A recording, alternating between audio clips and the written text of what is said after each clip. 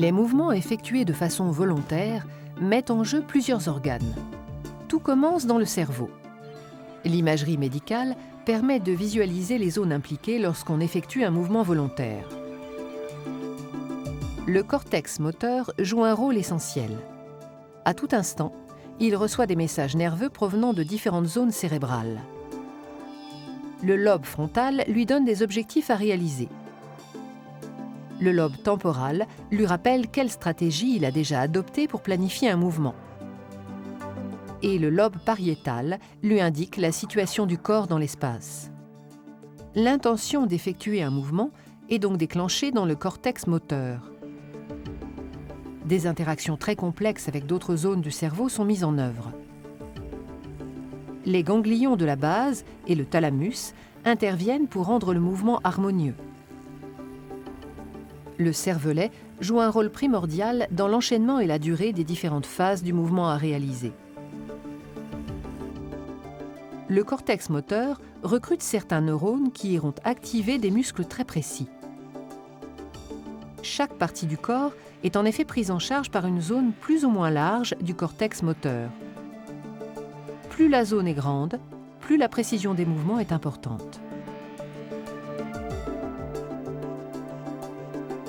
Un neurone recruté dans le cortex moteur comporte un long axone qui se prolonge dans la moelle épinière.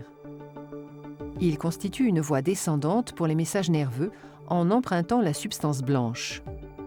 Pour transmettre l'information nerveuse qu'il véhicule, cet axone entre en jonction avec un neurone moteur dans la substance grise de la moelle épinière.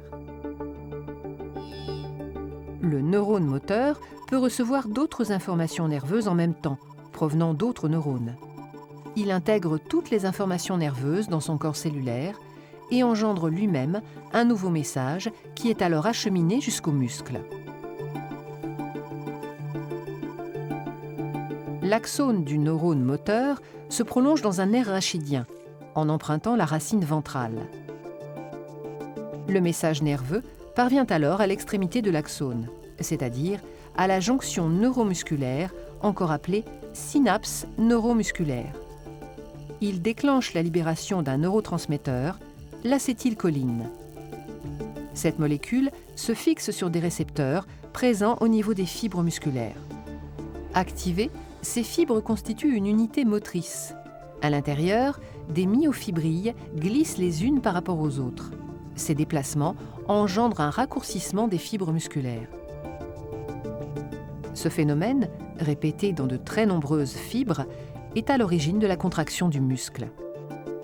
Sa longueur totale diminue, ce qui tire sur les tendons qui le raccordent aux os.